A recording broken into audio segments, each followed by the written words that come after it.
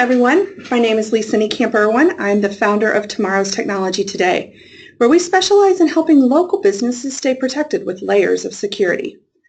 Today, I'm going to share with you something that could literally save your business and your bank account.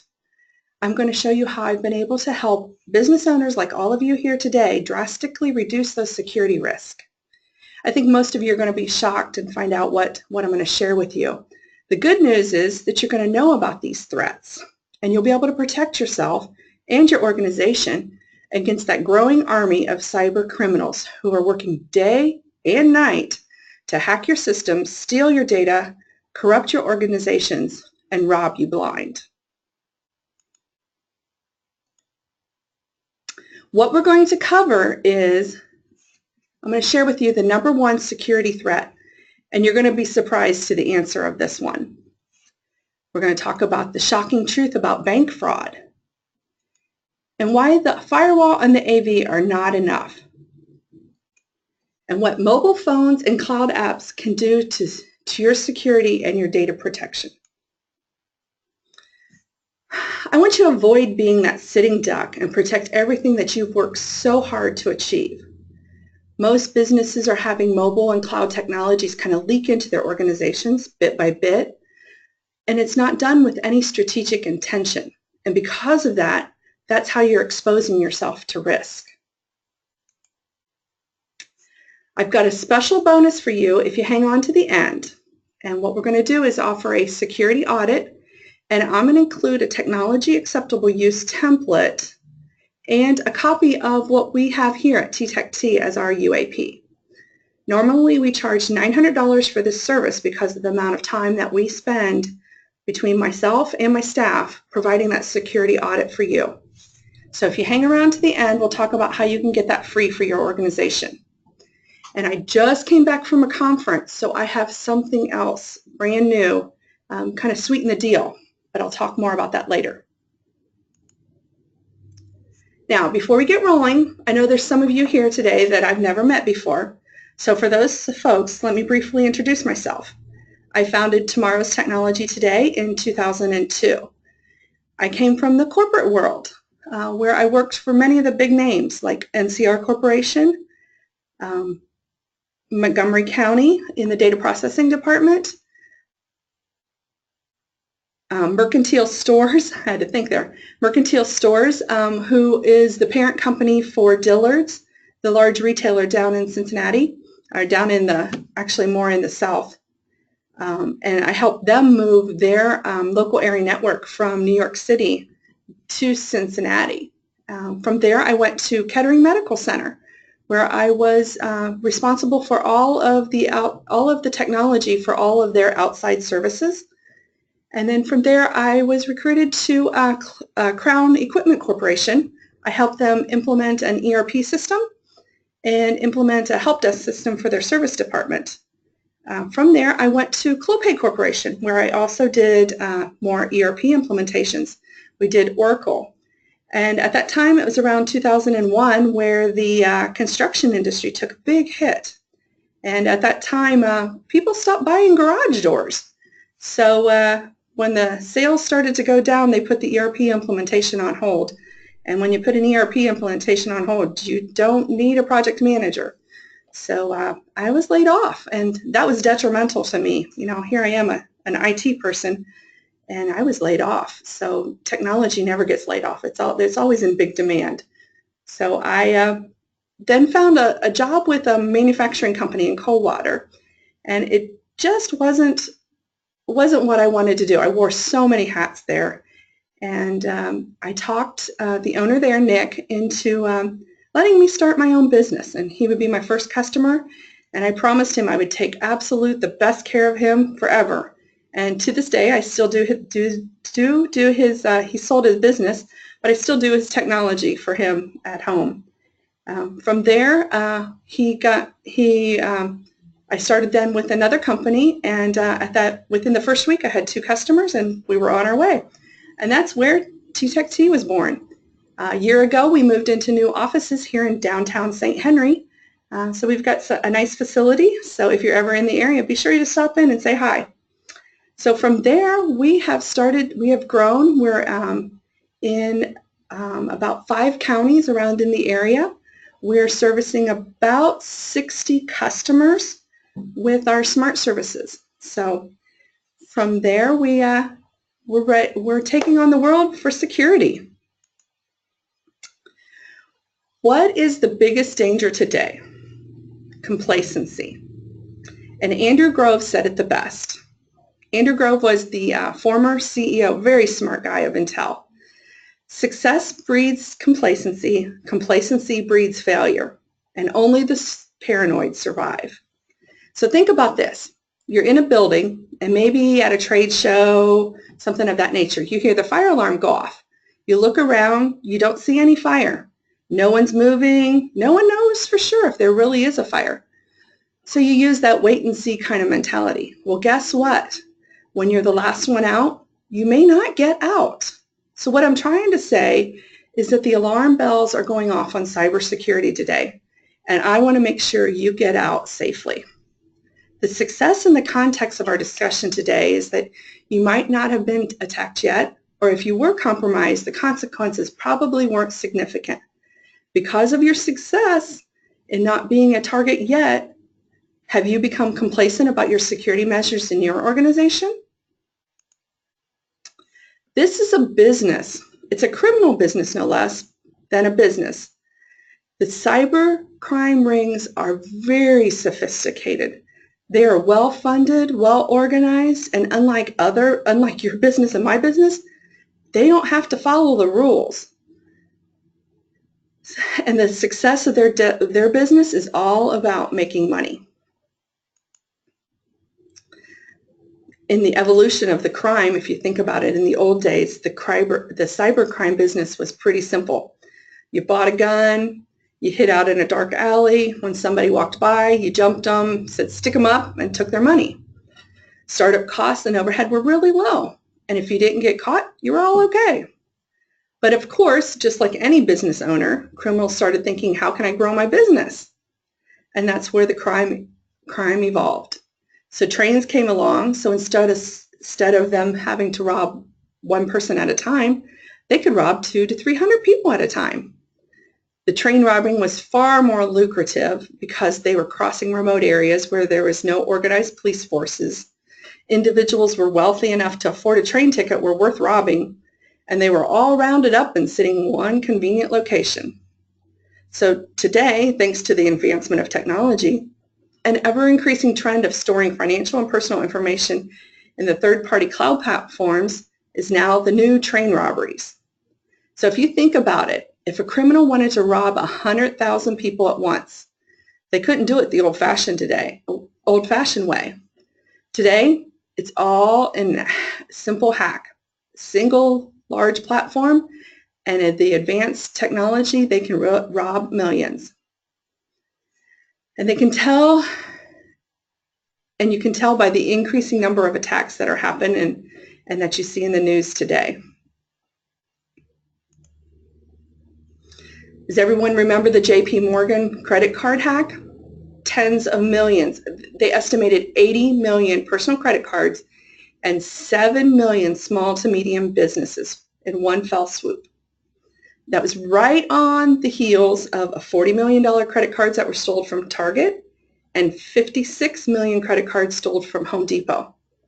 Think about that. Never in the history of mankind has any one person or small group of people been able to rob so many so quickly.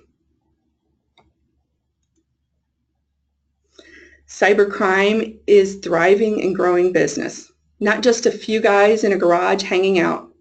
As you can see here, anything you might need to steal data and rob people can be purchased. You can now buy credit card details, social security numbers, and a number of other programs, devices, and software that allow you to set up your own criminal ring. It's a thriving business. So those numbers that they are able to get a hold of, they just put them on a list and they can sell them. So again, it's all about the money. We were talking about this over the weekend, and you would be amazed by what you can find on YouTube and what you can do with the black market that you can do if you just keep searching.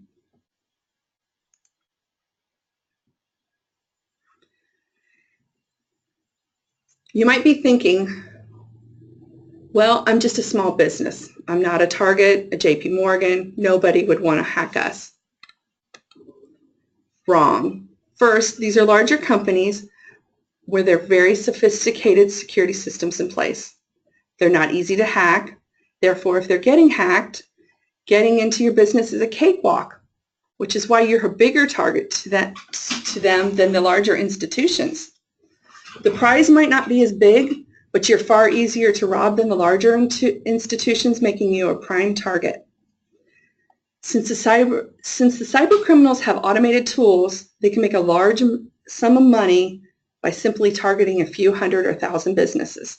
So if you think about it, they can get one hack and get 1 million, or they can do, with their automated tools, get a hack into 1 million places, get a low amount of money, and it's still the great multiplier. You know how the media works. You don't hear about the small attacks because they don't make national news. The news wants to focus on the big stories. Secondly, most small businesses don't know they've been hacked, or they don't report it as they should because of the embarrassment, or they're afraid of the legal and the reputational consequences of it.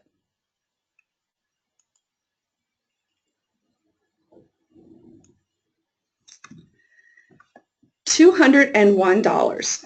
This is the average estimated hard cost associated with a stolen record. And this is according to the Pomona Institute in a study they did for Experian. That number cannot encompass all the costs of the data breach in your organizations. And some of those soft costs are listed here. If you think about it, you've got your reputation. How do you, if you're breached, how do you account for that, for $1 for that?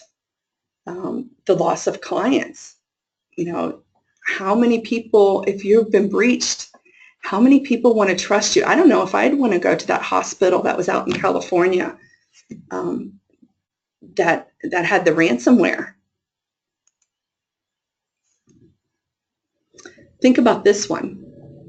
310,000 new malware threats are being released per day.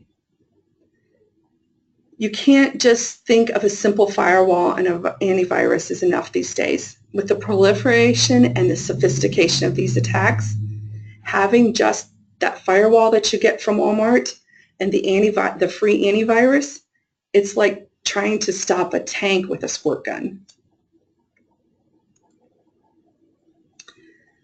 And when it comes to the bank and your money, did you know that the FDIC does not include bank fraud? It's just the insurance that your money is in the bank. So you have to check with your banks and make sure see what kind of policies they have for their fraud, and check into, and then also looking at your own insurance. This slide here, I'm going to make it worth the time that you've spent here. What I've put together here is a few tips just to protect yourself and your small business. Really think about canceling your debit cards. A business doesn't need debit cards. They're the #1 way that bank accounts get compromised. And because of a debit card, it doesn't work. It withdraws the money immediately. So it doesn't work like a credit card. Have a dedicated, really think about this for your small businesses, having a dedicated PC or a virtual PC for an online banking. And don't use that PC for accessing other websites, and especially the social media, or doing any downloads on it. Sign up for email alerts from your bank whenever there's a withdrawal over, say $100, so that you know exactly what's going in and out of those bank accounts. By keeping that watch eye on it, that's how you're going to be able to know that anything's happening. Any wire transfers, make sure that you have to have your signature on it. And I think the best advice is to spread your money out over multiple accounts to minimize that risk. One thing that we do here is that we have a separate EFT or ACH account, and we transfer money into that account every week, or every week, or every time that we need to do that debit to that account. And I do not have any rollover protection on that account, because obviously that's going to defeat the purpose. So by having it only EFT and ACH transactions happen in that account, I don't have to worry about it. If something would happen or compromised on that account, I wouldn't have to worry about it draining my whole bank account. I know it's a lot of management, but you need to think about the dollars and what you're willing to risk. This image here is a phishing email, which many people have, that's how many people have their accounts compromised. So how many of your employees are using their business email as a login for Facebook? Now think about that. So there's 600,000 accounts daily that are legitimate email accounts that are hacked on Facebook. And how many people have the same password on their Facebook account as they have on something else? So if they get that Facebook, if they get your email address and they get that password, and they can just start going through all the different places, start mining data, and they can figure out, they can start connecting the dots.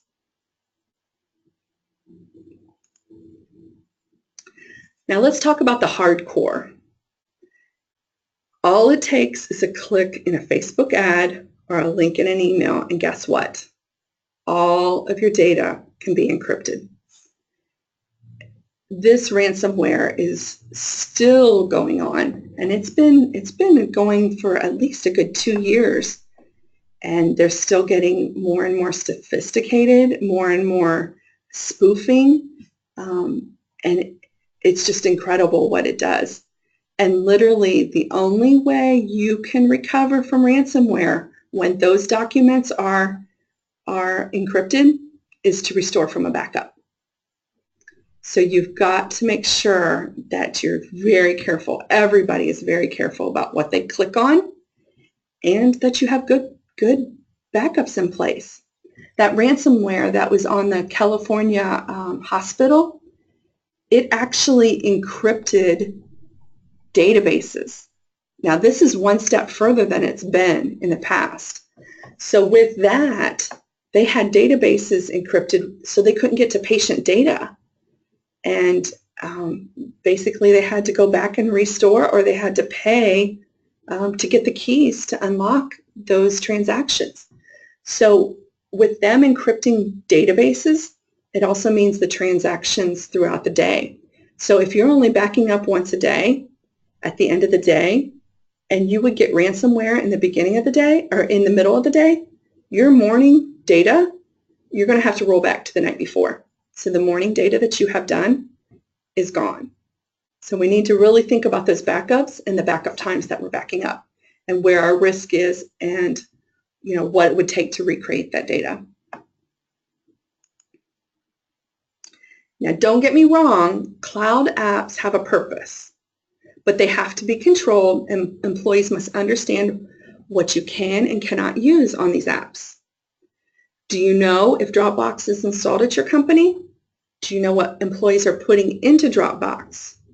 Do they know what they should or should not put in Dropbox or any other distributed shared applications? And maybe you don't know, Dropbox is a sharing, it's a cloud-based application that you simply drop files into and are able to share that. Great tool, but there has to be disciplines in place at your company as to what you want to allow in that Dropbox and what can be shared there.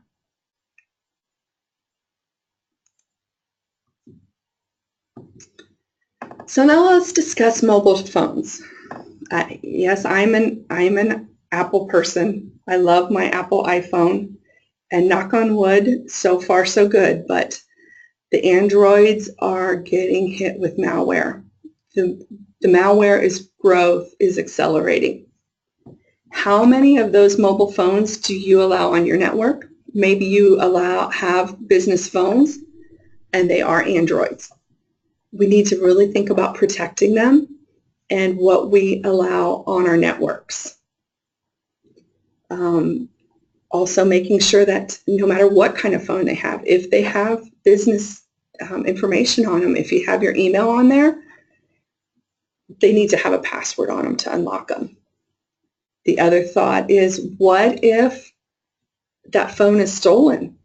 Is there a remote, is there a kill switch available? Can you wipe it if it's lost or stolen?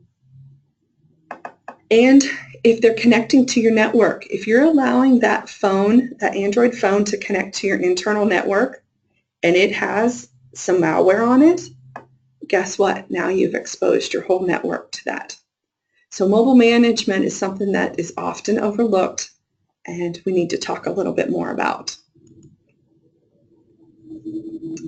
Spam remains the biggest driver to data breaches today, and that's because of the vulnerable links that they have in them. So having good spam protection in place helps you in eliminating that risk there in your network. So how do you protect yourself? So tip number one, I'm going to go through 10 tips here. Tip number one, back up your data. Run at least a minimum backup daily of your critical data. And you really need to think that through and know that, remember, the last backup that you have is the last one that you can restore. So if you get infected at 3 o'clock in the afternoon and the backup was the night before, what does that mean to your organization? Having the automation of offsite backups. The technology has advanced so far just in the past year on what we can do in offsite data. No more having to put a USB drive in a trunk. We can automate all of that. We have automated it so that we can actually spin up and test every single night, every backup that we do. And you need to ensure that all the critical data is saved at the backup location, that your employees, my techs do the best they can and watching whenever they go to user desktops to see where they're saving their data, but they're not going to see everything. And that's where the education of your employees has to come in. They have to understand where they need to put data and what's getting backed up. Tip number 2 is better banking practices. No debit cards associated, your payroll account, don't have debit cards or credit cards associated with that account. Transfer money into that account. Think about having a special account for different operations. And, monitor the activity of your accounts. Really think about those passwords that you have on those accounts. And if you're banking with multiple institutions, using different passwords across those institutions. Tip number 3, talk to your insurance agent. Really make sure you understand what your coverage is. What happens if you get hit and you're down for a day and you can't ship that customer's order? Think about those kind of things. What if you get a lawsuit because of that? What if you, what does it mean to your reputation? Really look at your coverage and talk to your agent. What I found in the reports that I was looking through over the weekend, highest risk industries: healthcare, legal, accounting, insurance, and bank and finance. So all of those, they're targeting it. And what the other thing is I found is that as we're getting better and better at protecting ourselves, the hackers are digging deeper and deeper. So they're actually digging now for intellectual property. So they're not just wanting that bank cards, those bank cards, financial information. Use a strong password. And don't share your passwords. Don't put them on Post-it notes on your monitor. And think about the length, the complexity, and the variation and variety. Use a password program. Use a good vault that has encryption on it, that you can keep your passwords there, and that it's encrypted, and that it's synced. That way then you can get to it from different devices, and you can keep yourself protected that way. Upgrade your security. Make sure that the patching is in place. The report I read that the #1 vulnerability is the Adobe products. Making sure that those are patched. The second one in place is second biggest vulnerability is Microsoft. And then we have Apple and Mozilla. Make sure you use a business class antivirus. Using a freeware antivirus at the business is just not working anymore. And the reason it's not working is because with the freeware, you get updates once a week. When you pay for a business class antivirus, you get those definition updates immediately. As soon as they're released from the engineers, they're pushed down to your systems. The other thing about having a business class antivirus is keeping it connected. One thing that we offer with ours is that we keep that heartbeat. Your antivirus never expires with us, where if you go out and buy a subscription, at the end of the year, you have to remember to renew it. Password lock your iPhones, your iPads, your tablets, your laptops.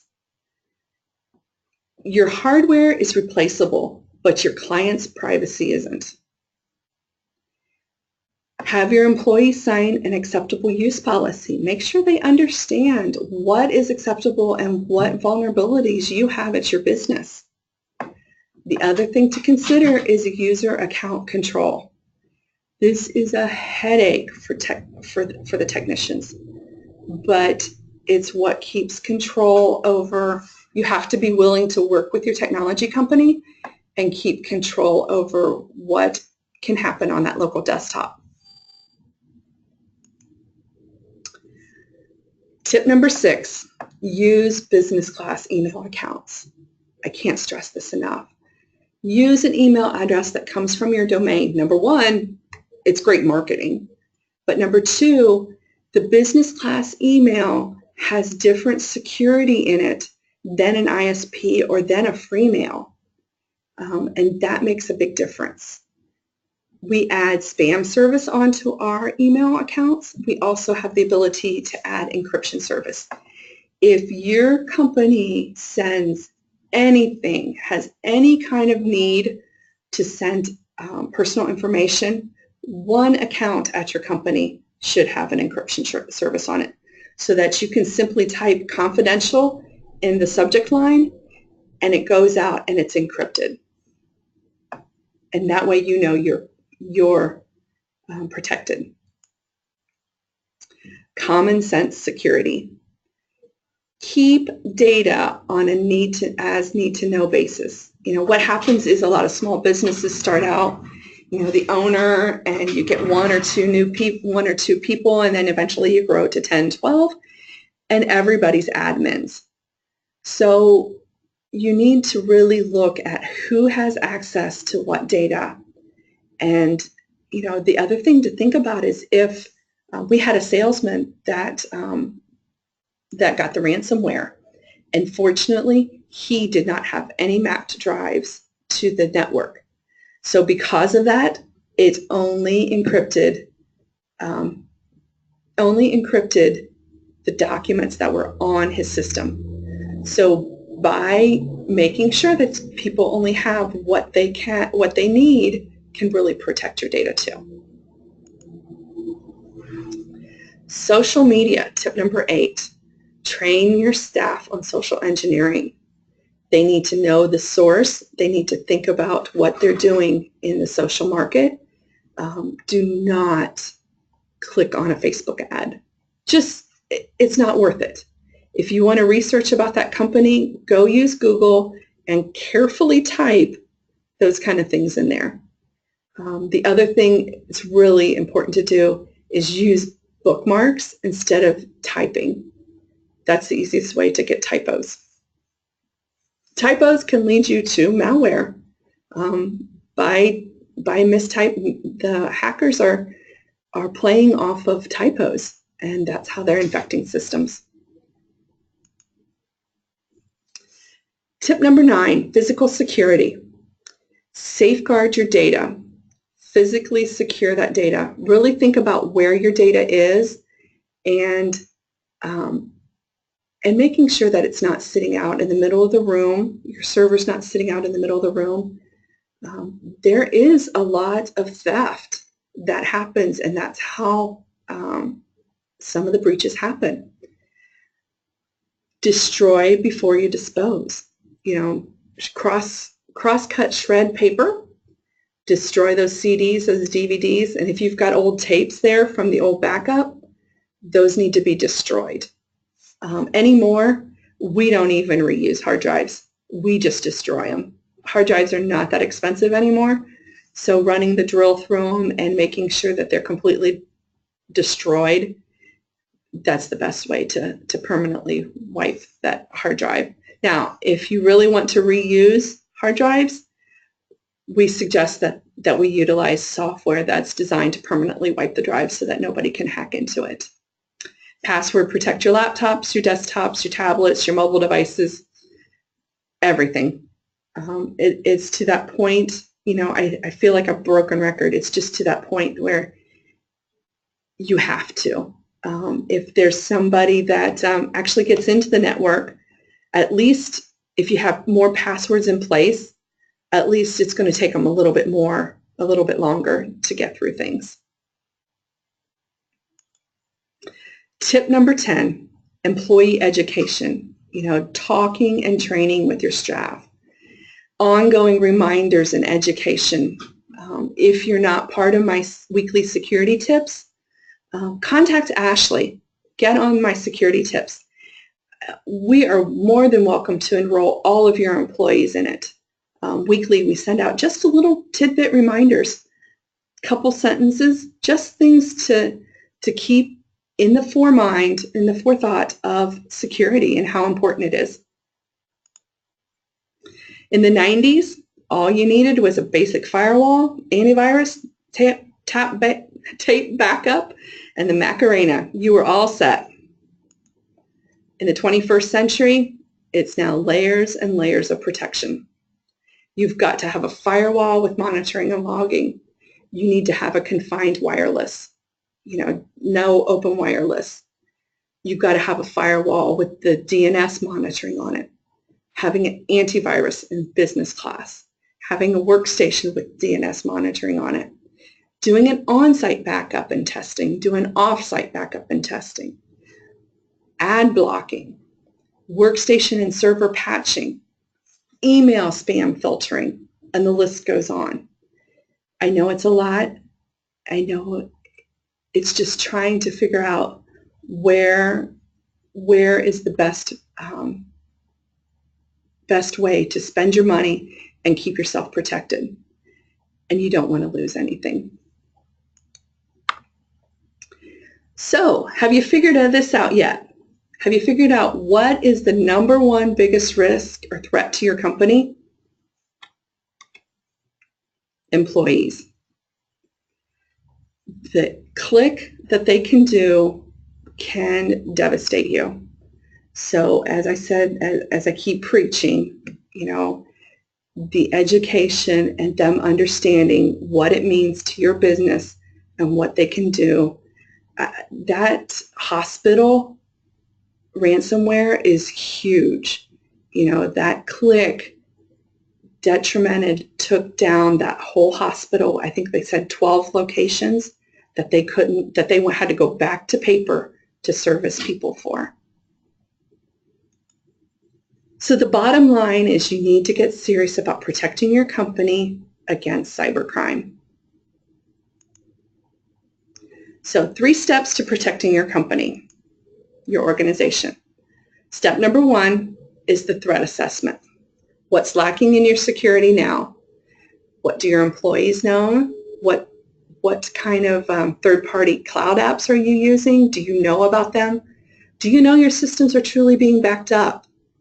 And where are you exposed to the risk? From there, it's step 2, action plan. Based on what's discovered, do we decide where to go from there. And then step number 3 to protecting your organization is the ongoing maintenance. Unfortunately, it just doesn't stop at an action plan and implementing it. It's ongoing. It's never a set and forget approach because attackers aren't forgetting. They keep going. So what's next on your agenda? So you can email Ashley or give our office a call. And what's going to happen is we'll schedule an on-site pre-audit meeting. You'll meet with me, we'll talk through things, and then we'll also schedule an engineer to come on site and he'll go through an audit. He'll go through a checklist. From that point, then the engineer and I will talk. We'll figure up, we'll look at what the differences are and what we can recommend. And then I will set up a follow-up meeting with you and we'll discuss the findings. From there, you can decide to do one of 2 things. You'll love the plan. I'll give you a full plan, tell you what you need to change, and you can decide if you want to implement it on your own. Or you love the plan and ask us what we can do to help get you protected ASAP. And this is the one that we're going to knock it out of the park, and that's a promise. So everybody that signs up for this today, for the threat assessment, signs up today, will get a threat assessment. You're going to get a technology acceptable use policy and a copy of my my acceptable use policy. And to sweeten the deal, I just came back from a conference and they offered me 30 days of employee training. I've kind of briefly looked through this. It's great employee reminders. So what I'm offering to you is that I'm going to give you 1 month of 30 days subscription that we can set up all your employees, that they can go through and take a look at this training and kind of get them educated where we are. It's multimedia training. They can stop and go as they want, and there's a nice quiz at the end, and you can get a report off of that quiz. So what should you do now? So we're going to take the first 10 on a first come, first served basis for this free audit. And then if we have more than 10, or anybody that emails in actually or calls, we're going to still give you that, template and the free training. So if you want to act today, you just let Ashley know that you're interested and we'll get things started. And let's see if we have any questions. Looks like we don't have any questions or chats.